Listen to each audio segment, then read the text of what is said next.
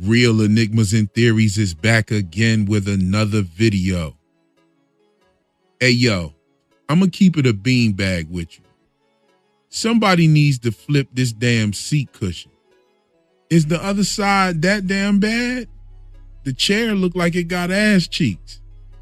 It looked like this chair just made it out of a drug raid. They cut the chair open and found that dookie ass weed that Joe used to pay for his therapy. That seat cushion needs some therapy. Hey yo, Ellie, when you get done sewing up your belly button, come on in here and sew up this seat cushion before it get the cordyceps. And don't sleep on the cordyceps or Abby and the Lost Fireflies.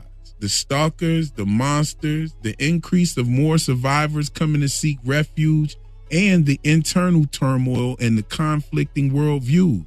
And you know we're going to reveal some of the esoteric symbolism and hidden meanings behind The Last of Us Season 2, Episode 1. But before we do that, I want to say thank you to all of you for tuning in. And if you're new here, welcome. This video will contain spoilers if you're not already caught up to Season 2, Episode 201. So without further ado, pull out those magnifying glasses and let's cook. Right away, things are going down a different path than what we seen being portrayed in the video game, which is, in my opinion, a good thing. I think it gives us something different to be surprised by. I'm not going to talk too much about those things because I believe the alterations have a lot of room to work well with the adaptation from the process of a video game to a live action. So we might be in for a treat. And some people have their qualms about casting and performance, but I think that everyone's entitled to their opinion, and that's fine with me. But I'm not even here for all that. If you're familiar with my work, then you already know that I'm here for the story and the esoteric symbolism. And this being an HBO big box production, I'd be foolish to not pay attention to some of the hidden overtones in the show, even to how they may relate to our real world, as another installment to Hollywood's Akashic Records, if you will. So let's dig in. We start right where we left off in Season 1, and we get Abby and the Lost Fireflies in the middle of their ritual for those who have been taken out by Joel. They let us know right away who Abby is and her motivation before we get a 5-year time skip into the prosperous Jackson during the winter. They give us a peek into what's going on with Ellie, but it looks like she's being attacked, but it's actually a training session. This right here is the face that I make when I'm wrestling with my sons and I'm letting them take me down. And it never fails. 1 out of the 3 always says to me, "Don't pull punches." That takes us right into the city, and we get this really dope shot of the growth that's taking place in this community. We got construction equipment, more people, and we see a shot of the roots growing in one of the old pipes that's running through town. Now, later at the end of the episode, we see that same pipe system with the roots, but it has the cordyceps spreading to its opening. And this to me indicates that the arrival of the cordyceps is recent. When we see the busted pipe being discovered in the beginning, the man is actually pulling the roots out and there's no sign of the cordyceps. Now, something this episode does really well is it gives us dope little hints of information that already makes the cordyceps feel more like an actual character in this season, and I'll point out some of those later. We make our way to see Joel, who's working on a circuit breaker. Keep that in mind for later. We meet Dina, who comes there talking about a problem with the main line. Keep that in mind for later too. We can see that she has that OG type of respect for him and his construction expertise, but she also is concerned about why Ellie is angry at him. I mean, she's really in tune with her friend circle and isn't afraid of hard work and going out on patrols to keep everyone safe. She recognizes the therapeutic lingo when Joel talks about Ellie and needles him a little bit about seeing Gail for sessions, but she agrees to keeping his secret. Joel has something else he's keeping from the group, but the therapist was able to pick on that just as quickly as Dina picked up on him taking sessions.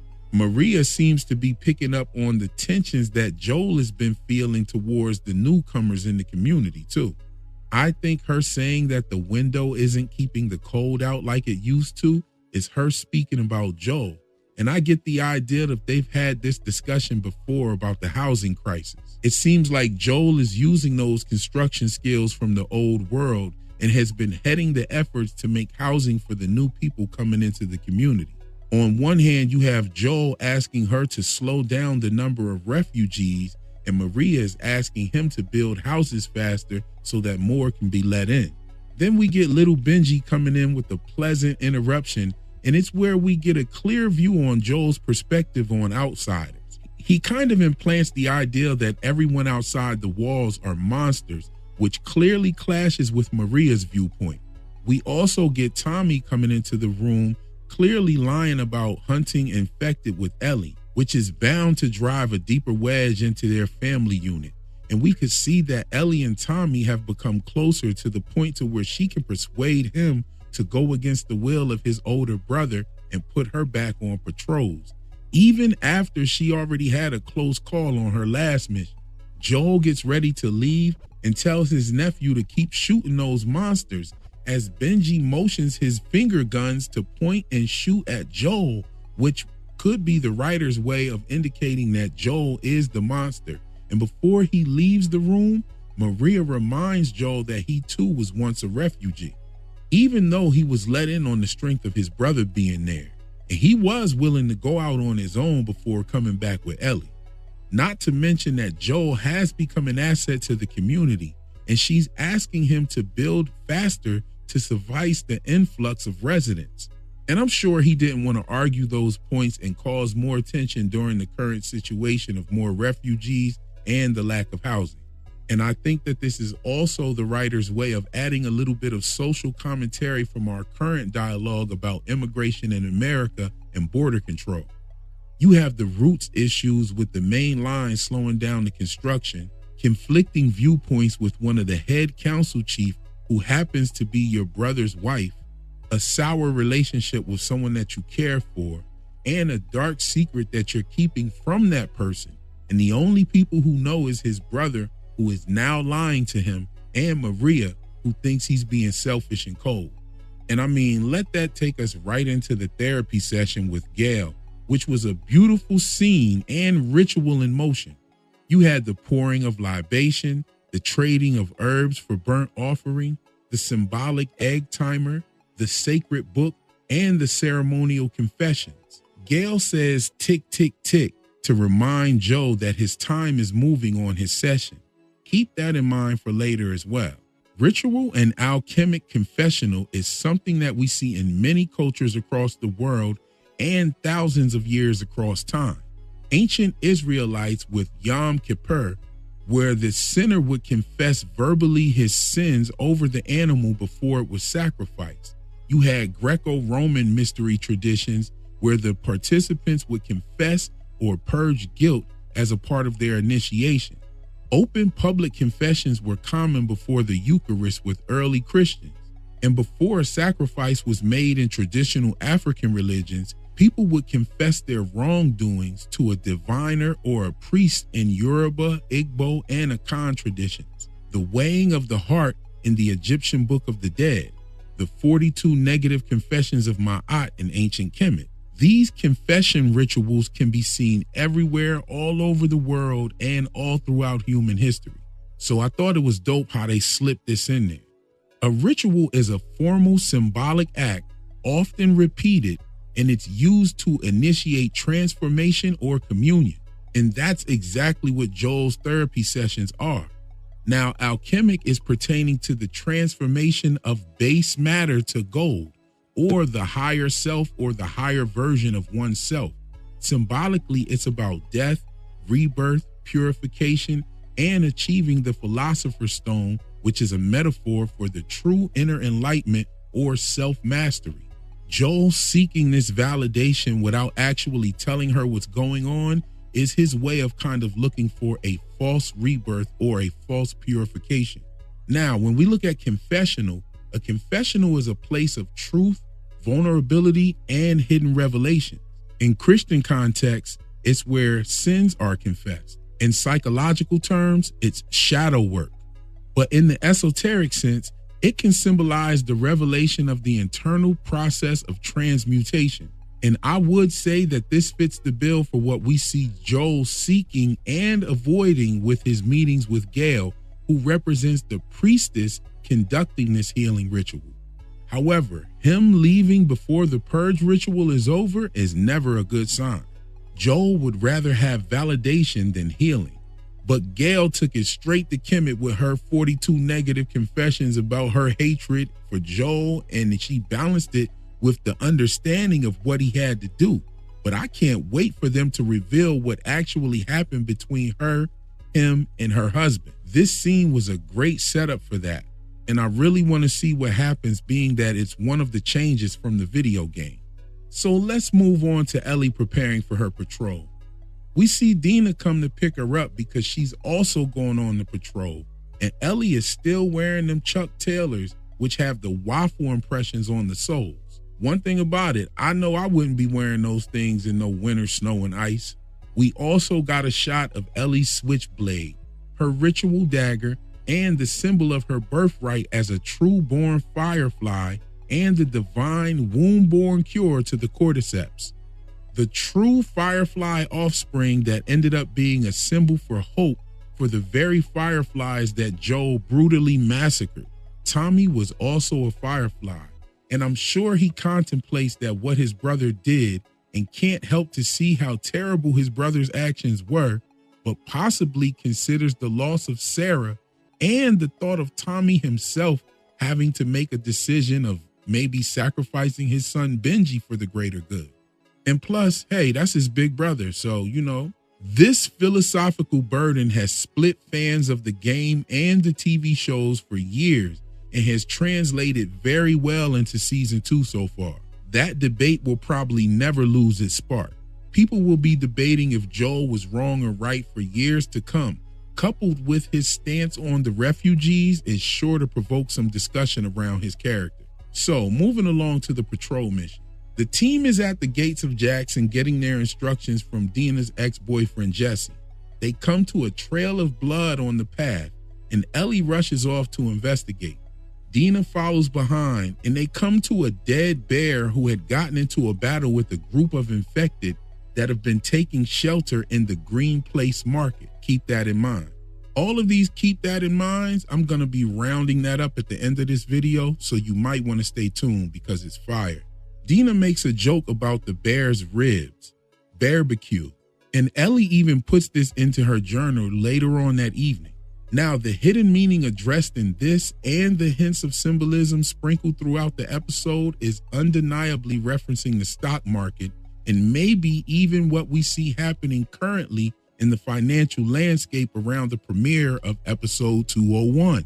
But we're going to tie all of those clues together shortly. But we do get a clue about the month of the actual outbreak and when it started. And I think that was in October, because we can see the Halloween decorations in the market break room and the employees of the month for the year of 2003 stopping in October. And being that we see our residents actually celebrating New Year's, this would indicate that Joel's birthday had just passed this past October.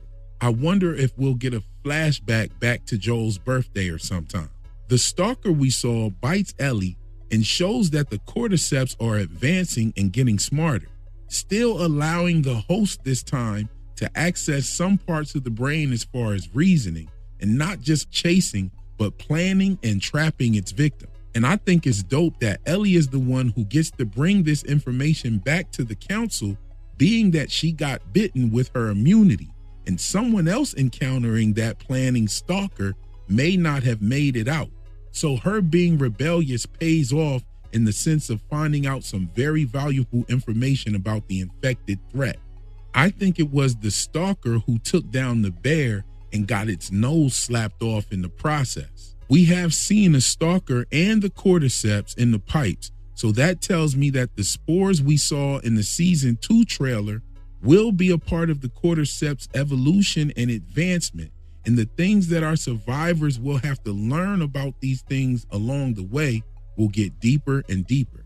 I wonder if Abby and the Lost Fireflies make it to Jackson with information about these new cordyceps developments. It also makes me wonder if the cordyceps knew to somehow follow Ellie back to their settlement. Because as I said before, when they first discovered the roots inside of the mainline pipe, there were no cordyceps. Now, let's get to that stock market symbolism, shall we? A bear market is when the prices of assets, usually stocks, falls by 20% or more from recent highs and stays down for an extended period, typically driven by pessimism, fear, and or weakening economic fundamentals. Why a bear, you may ask?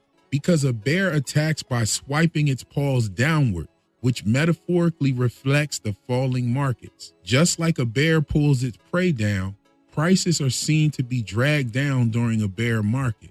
And the opposite is a bull market. A bull attacks by thrusting its horns upwards, symbolizing rising markets. Now, these are actual stock terminologies and lingo. I'm not making any of these up. There's a bunch of them in here. So stay tuned. Check this out.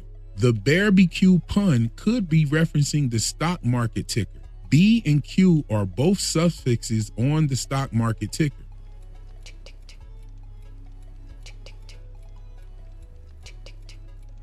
B represents the B-class shares that typically come with less voting power than A-class shares. Q on the stock ticker simply means bankrupt or a bloodbath in a bear market. Now, the market that they were in was called Green Place Market, and green is another stock term. So they've been sheltering in the market. Dina says that the infected are sheltering in the market, which is also another stock term. Tax sheltering is legally minimizing your tax liability by placing assets in certain investments, accounts, or vehicles. In the chaos of the market, sheltering is what the elites do to preserve control while everybody else is panicking. Sheltering is how the wolves survive the winter. While you're out here watching your 401k get smoked like brisket at the barbecue, the elite already parked their paper behind vault doors and tax codes. Bear markets expose who's out in the open and who was already sheltered in the green vaults with the gold lining. Dina tells Joel about the main line, which is another stock reference. In business and finance lingo, the main line can refer to the direct access route to money, decision makers, or core operations in the uninterrupted high-value channel where all of the big players eat at. And she brings this up to him while he's working on a circuit breaker, which is also stock exchange lingo. A circuit breaker is a temporary halt in trading designed to prevent panic selling and market crashes. Oh snap, while I'm editing this video, I just realized that Ellie actually had a market crash when she crashed down into the marketplace. Now, all of these overtones are very relevant to what we see in the current market right now. It's not a full-on barbecue yet, but the grill is hot, the retail meat is marinated, and the smoke is rising. And yo, shout out to Mickey B. Her and I was texting back and forth while the episode was going on, pointing out things. I was pointing out some things to her. She pointed out the bear thing to me. And man, I took it and ran with all of that stock information stuff. Shout out to Mickey B for that. Oh shit, look, Ellie murked the stalker right by the eggs and dairy. That's another egg symbolism reference. And look at little Benji playing with his toy airplane. It's kind of crazy with all these plane crashes going on lately. What you think?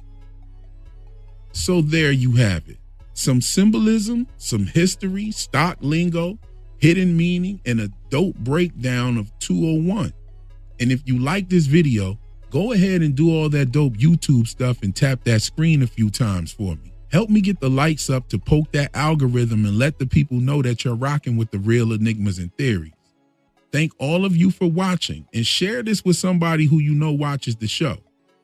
Anyway, just a little something to think about while we wait on the next episode. That's all for my video today. I'll catch you in the next one. Peace.